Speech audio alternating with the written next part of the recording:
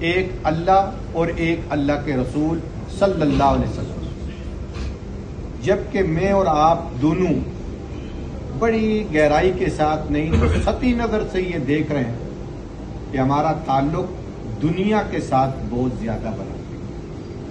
آپ کسی مجلس میں بیٹھیں گے، آپ نے بڑا اہتمام کیا، جیسے ماشاءاللہ راول فلور مل کی انتظامیہ نے آج اتنے لوگوں کو انوائٹ کیا، دعوت دی، ٹیلی فون کیے، زبانی کہا اور خرچہ بھی ماشاءاللہ اچھا کیا، لیکن جتنے بھی لوگ تشریف فرمائے میرے سمیت، ان کی جو زیادہ مصروفیت ہے وہ موبائل کے اوپر۔ ہم رشتہ داروں کو انوائٹ کرتے ہیں کہ بڑے عرصے بعد ملاقات ہو رہی ہے، لیکن سب سے پہلا جو سلام کلام اور معانقہ مصافحہ کے بعد کام ہوگا وہ موبائل نکال کے بیٹھے۔ اولاد کے ساتھ اتنی محبت کہ آدمی ذرا چھینٹ اولاد پہ برداشت نہیں کرتا، لیکن ہر آدمی اپنے اپنے موبائل میں مصروف و مشغول۔ میرا ایک دوست لاہور میں، ان کا بیٹا آسٹریلیا میں تعلیم حاصل کی اور وہیں اکاموڈیٹ ہے، مجھے کہنے لگے بیٹے کی شادی کر، اس کا نکاح بھی میں نے پڑھایا، مجھے کہنے لگے جی بیٹا میرا اپنے کمرے میں موبائل میں مصروف تھا، اور میں وہاں سے جا کے اس کو لے کے آیا کہ بیٹا ادھر اکیلے بیٹھے ہو، ہمارے پاس آ کے نیچے بیٹھو ڈائننگ ہال میں۔ تو تھوڑی دیر آیا، بیٹھا، تو بس تھوڑی دیر ہم باپ بیٹے نے گپ شپ لگائی، تو اس نے پتلون میں ہاتھ ڈالا اور موبائل نکالا، پھر لگ گیا اس کے اندر۔ میں نے کہا بیٹا اگر یہاں بھی آ کے موبائل دیکھنا ہے تو پھر یکسوئی کے ساتھ اپنے کمرے میں جا کے۔ اب یہ ایک ضرورت کی جو چیز تھی، اس نے ہمارے سارے سسٹم کو آہستہ آہستہ جہاں بنایا بھی وہاں تباہ بھی کر رہے ہیں۔ جو لوگ تو اس سے فائدہ اٹھا رہے ہیں وہ کما حق کو فائدہ اٹھا رہے ہیں، اور جو نقصان میں جا رہے ہیں وہ کما حق کو نقصان میں جا رہے ہیں۔ مثال کے طور پر جو ہمارے بچے قرآن حفظ کرنے والے تھے، اس موبائل کی وجہ سے قرآن کے حفظ میں دلچسپی چھوڑ دی، ٹھیک ہے۔ جو ماں باپ کی خدمت کرنا چاہیے تھی ان کو پتہ ہی نہیں کیا کرنا ہے، اس میں ہم اپنا وقت لگا رہے ہیں۔ ایسے حالات میں اب ظاہر ہے کہ تھوڑا ایک دوسرے کو توجہ دلاتے رہیں گے، ضرورت کی چیز ہے، اور ناشتے اور ڈنر اور لنچ کی طرح کی ضرورت کی چیز بن گئی ہے۔ ایک دن کہیں موبائل سے غلطی سے کہیں رکھ دے اور یہ نہ پتہ چلے بھائی کہاں رکھا ہے، تو آدمی جیسے پاگل ہو گیا۔ یہ اتنی اہم ترین ضرورت ہماری بن گئی ہے۔ بعض اوقات واش روم میں انسان بیٹھا ہوتا ہے، اور جب ایک بل آئی چپ ہو گئی، دوسری بل آئی چپ ہو گئی، تیسری بل میں آدھا واش روم بھی چھوڑ کے موبائل پہ آتا۔ یہ آپ اس کو محسوس کریں۔ اب ایسے حالات میں ہم سب کی ضرورت یہ ہے کہ بھائی آخرت کی تیاری بھی ہم کریں، اور آخرت کی تیاری کے لیے اللہ کی تقسیم بڑی خوبصورت، بڑی عجیب ہے کہ اللہ پاک جل شانہ بالکل پورا قرآن آپ پڑھ جائیں، کسی جگہ اللہ یہ نہیں فرماتے کہ 24 گھنٹے آپ اسی کام میں لگیں۔ پوری حدیث کا ذخیرہ پڑھ لیں، کہیں حدیث پاک یہ نہیں کہتی آپ اس کام میں 24 گھنٹے لگے رہیں، بلکہ قرآن اور حدیث پاک کی جو تعلیمات ہیں ان میں باقاعدہ بتایا رات اللہ نے تمہارے سونے کے لیے بنائی ہے، دن اللہ نے تمہارے کام کاج کے لیے بنایا ہے، اور اس ترتیب پر تمہاری اولادیں اس مقصد کے لیے دنیا میں آئی ہیں، آپ لوگ اس مقصد کے لیے دنیا میں، ساری چیز قرآن کریم کہیں ان ڈیٹیل اور کہیں مختصر ہمیں بتاتا چلا جاتا ہے۔ اب یہ جو دعائیہ تقریب ہے یہ بڑا اچھا ایک عمل ہے، بڑا اچھا عمل۔ نبی کریم صلی اللہ علیہ وسلم نے فرمایا الدعاء مخ العبادہ، دعا عبادت کا مغز۔ اب یہ کتنے دنوں سے میں جہاں بھی بیان کر رہا ہوں، لاہور میں، یہاں، تو ایک چیز میں ضرور بیان کرتا ہوں کہ انسان اتاولا ہے، جلد باز ہے، عجولہ قرآن اس کو کہتا ہے، یہ جلد باز ہے۔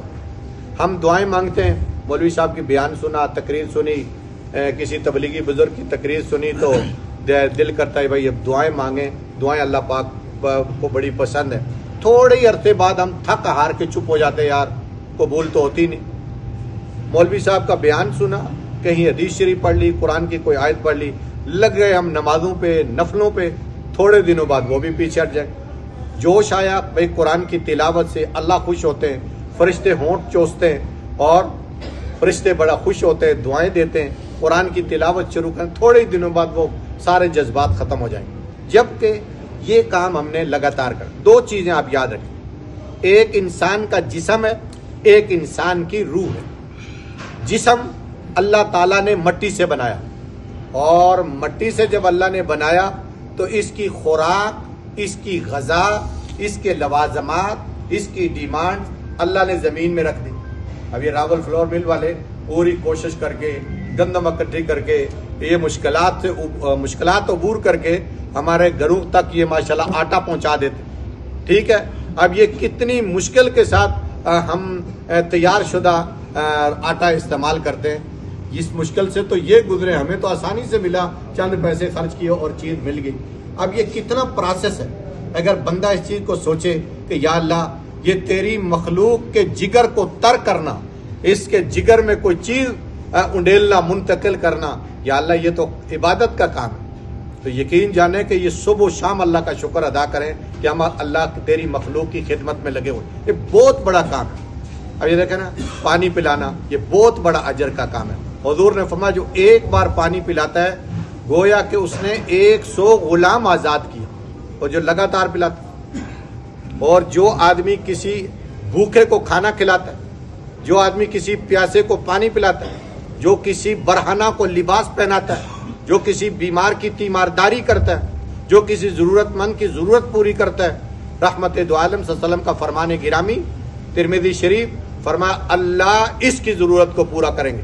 فرمایا جو کسی کی مشکل میں کام آئے گا اللہ اس کی مشکل میں اس کو کام آئے گا. اور یہ جو اللہ کے ساتھ تعلق اور نبی پاک علیہ السلام کے ساتھ تعلق، یہ اتنا بڑا اور کارآمد کام ہے کہ اللہ پاک اس میں ہمارے کاروبار روزگار میں برکتیں عطا فرماتے ہیں، ہماری جان مال عزت آبرو کی حفاظت فرماتے ہیں کہ یہ بندہ میرے کام میں لگا ہوا ہے. اور جو بندہ اپنے رشتہ داروں تعلق داروں کے ساتھ اچھا سلوک رکھتا ہے، اور جو اپنے ماں باپ کے ساتھ، اس کے لیے حضور نے منشن فرمایا، ترمذی شریف کی روایت ہے، ماں باپ کے ساتھ اچھا سلوک اور تعلق رکھنے والا بندہ اللہ اس کی عمر بڑھا دیتے ہیں. اس بات پہ آپ نے بڑی توجہ دینی ہے جو میں لفظ بول رہا ہوں، اللہ اس کی عمر بڑھا دیتے. اور جو رشتہ داروں تعلق داروں کے ساتھ اچھا سلوک رکھتا ہے اللہ اس کے مال کو بڑھا دیتے ہیں، رزق بڑھا دیتے ہیں. اب آپ کا سوال آئے گا، پڑھے لکھے لوگ بیٹھے ہیں کہ مولانا ہم نے تو سنا ہے کہ انسان جتنی عمر لے کے آتا ہے اتنی عمر ہی گزار کے دنیا سے جاتا ہے، جتنا رزق لے کے آتا ہے اتنا رزق کھا کے دنیا سے چلا جاتا ہے. آپ مولوی حضرات ہی یہ چیزیں بیان کرتے ہیں. آج آپ کہہ رہے ہیں کہ ماں باپ کے ساتھ تعلق رکھنے والا، حسن سلوک کرنے والا، اس کی عمر بڑھ جاتی ہے، رشتہ داروں سے اچھا سلوک کرنے والا اس کا رزق بڑھ جاتا ہے. اس کا جواب یہ ہے، شارحین فرماتے ہیں کہ یہ جو اللہ نے فرمایا، حضور نے فرمایا کہ عمر بڑھ جاتی ہے، فرمایا عمر میں اللہ برکت رکھ دیتے، اور جو رزق بڑھ جاتا ہے اللہ رزق میں برکت رکھ دیتے ہیں کہ عمر اگر انسان کی تھوڑی سی بھی ہو، کام اتنے زیادہ کر جاتا ہے جتنا زیادہ عمر والا بندہ نہیں کر سکتا. اور رزق میں برکت ایسی کہ انسان تھوڑا سا بھی ہو لیکن بہت زیادہ کام آ جائے رزق، اس کو کہتے ہیں برکت. برکت کا معنی یہ ہے چیز تھوڑی ہو کام زیادہ ہے. ایسے حالات میں ایک کام تو میری درخواست یہ ہے کہ جب آذان ہو اس وقت آپ اگر موبائل دیکھ رہے ہیں، موبائل آپ نے سٹاپ کر دینا. آپ ٹی وی دیکھ رہے ہیں، پہلے تو ہم مولوی لوگ بڑے فتوے بھی ہم نے دیے، مسئلے بھی بتائے کہ ٹی وی رکھنا ناجائز ہے، کہ ٹی وی رکھنا حرام ہے. جس وقت ہم یہ باتیں کہہ رہے تھے اس وقت کی اپنی اہمیت اور افادیت تھی، اور جن چیزوں سے ہم روک رہے تھے آپ نے بعد میں جا کے خود جانا کہ یہ لوگ ٹھیک ہی کہہ رہے تھے کہ بھائی اس وجہ سے تو ہمارے گھروں کی دہلیز کے اندر بے حیائی داخل ہو گئی، جو کہ وہ ہمارے کنٹرول میں نہیں ہے. تو جب آذان ہو رہی ہو ٹی وی بھی آپ نے سٹاپ کر دینا ہے، ریموٹ آپ کے ہاتھ میں ہوتا ہے. چونکہ نبی علیہ السلام نے اس کی بڑی اہمیت بیان فرمائی، فرمایا آذان آذان آذان اتنی اہمیت والی چیز ہے، اگر تمہیں اس کی اہمیت پتہ چل جائے تو مؤذن کو وہاں سے ہٹا کر خود آذان دے دینا. لیکن تم نے یہ کرنا ہے کہ آذان کے کلمات کے ساتھ ساتھ آذان کے کلمات کہنے، اس کے بعد درود شریف پڑھنا ہے میرے اوپر، اور اس کے بعد اللہم رب ہذہ الدعوہ والی دعا پڑھنی ہے. میں قیامت کے دن تمہاری سفارش کروں گا یا اللہ ان کو جنت عطا فرما. تو ایک تو آپ کے جنت کا سامان صرف ایک آذان ہی بن گئی. اب نماز کا وقت ہو گیا، وقت آپ کا بہت ہی مصروف ہے، آپ گھڑی دیوار کے اوپر آپ نے لگائی جیسے راجہ صاحب نے اور ماشاءاللہ راول فلور مل نے ہر دیوار پہ گھڑی لگائی ہے. اب یہ گھڑی وہاں لگانا اس نیت کے ساتھ کہ بھائی ٹائم سیٹ ہو اور نماز کے وقت میں کوئی کمی پیشی نہ ہو, یہ گھڑی کے اوپر جتنا آپ کا خرچہ ہوا اس کے اوپر بھی آپ کو ثواب. ٹھیک ہے, سارے عملے کے لوگ نماز کے لیے, افیسران, ایگزیکٹو, سارے نماز کے لیے, اور یہ باقاعدہ آرڈر ہو بھائی آذان کے بعد نماز کے لیے پوری 5-10 منٹ کم از کم رہتے ہوں آپ مسجد میں پہنچ. وہاں جا کے اب آپ نے کیا کرنا ہے, نماز سے پہلے جتنی دیر آپ تشریف فرما رہیں گے یہ آپ کا عبادت کے اندر کاؤنٹ ہوگا. آپ بیٹھے ہوئے ہیں چپ کر کے, عبادت میں آپ شمار ہو رہے ہیں کہ یہ بندہ عبادت میں مصروف ہے. نمبر 2, اذان کے اس کے بعد نماز ہو رہی ہے, نماز کے بعد آپ بڑی یکسوئی کے ساتھ دعا مانگے. کہیں سے آپ نے سن لیا جی یہ دعا وغیرہ یہ کسی حدیث میں نہیں ہے جی, یہ شیطان کا عملہ ہے بھائی جی, یہ شیطان کا عملہ ہے. درود شریف پڑھنا ہے, ذکر اذکار کرنے, آیت الکرسی پڑھنی ہے, سبحان اللہ کی تسبیح پڑھنی ہے. بھائی آپ کے پاس اب اللہ کے لیے اب یہی کچھ وقت بچا ہے, یہ 5-7-10 منٹ نماز کے ارد گرد بس شروع میں چلے جائیں. بعد آپ کے پاس یہی وقت ہے, آپ کو موبائل نے کہیں کا نہیں چھوڑا, ہمیں موبائل کا کہیں کا, اللہ کے لیے ہمارے پاس اتنا ہی وقت ہے 24 گھنٹوں میں. اس میں ہم نے خلوص کے ساتھ دعا مانگنی ہے اور اول اور آخر درود شریف پڑھنا ہے. درمیان میں ہم نے دعا مانگنی ہے اپنے کاروبار کے لیے, اپنے روزگار کے لیے, اپنی ذات کے لیے اور اپنے عزیز و اقارب کے لیے, اپنے بوڑھے ماں باپ کے لیے, اپنے رشتہ داروں کے لیے, تعلق داروں کے لیے, جس کے بارے میں آپ سنیں کہ یار یہ اس بندے کا ہمارے ساتھ اتنا تعلق ہے, اس کے لیے بھی دعائیں کرتے چلے. بس 5-7 منٹ یہ کنٹینیو آپ نے کرنا ہے. پھر آپ اس کے اثرات دیکھیں گے, مجھے پھر آپ فون پہ بتائیں گے مولوی صاحب آپ نے جو بیان کیا تھا, یقین جانے اس کے بعد دعا شروع کی, اللہ نے بڑا رنگ لگایا, بڑا رنگ. آپ نے یہ مل شروع کی, مشکلات آ جاتی ہیں بیچ میں, یہ کیسے ختم ہوں گی؟ ایک ہی ترتیب ہے اس کی کہ نماز کے بعد اللہ سے دعا مانگے, یا اللہ تیرے بھروسے پہ ہم نے یہ کام شروع کیا ہے, یا اللہ اس میں برکت ڈالنا تیرا کام ہے, یا اللہ اس میں مدد کرنا تیرا کام ہے, یا اللہ مشکلات کو ہٹانا تیرا کام ہے, یا اللہ جو باقی معاملات آ جاتے ہیں حکومتوں کی طرف سے, انتظامیہ کی طرف سے, اور جیسے پاکستان میں چلتا ہے, آپ حضرات کو میں اس پہ بات زیادہ نہیں کرتا, تو جس طرح چل رہا ہے, تو ان ساری مشکلات سے آپ کے پاس کیا طاقت ہے؟ نہ آپ کے پاس پولیس ہے, نہ آپ کے پاس فوج ہے, نہ آپ کے پاس کوئی بریگیڈیئر ہے, نہ آپ کے پاس کوئی جرنیل ہے, نہ کوئی ایم پی ہے, نہ کوئی ایم این اے ہے, نہ کوئی سفارش ہے. کس طرح آپ ان مشکلات کا مقابلہ کریں گے؟ کتنا پیسہ لٹائیں گے آپ, کتنی رشوتیں دیں گے, کتنے کھابے بھریں گے لوگوں کے تاکہ آپ کا مسئلہ حل ہو؟ جتنے مسئلے نہیں ہوتے اتنا ہم پیسہ لگا دیتے ہیں اپنے مسئلے کو حل کرانے کے. بھائی جی ایک ہی کام ہے, اللہ کی ذات کے ساتھ تعلق اتنا کہ یا اللہ مشکل میں پھنس گئے, یا اللہ. میں یوگنڈا میں گیا, یوگنڈا میں ہم جلسے سے فارغ ہو کے, بڑی دھوپ بھی پڑ رہی, ہوائیں بھی لگ رہی, ہمارے چہرے کا رنگ بھی اڑ گیا.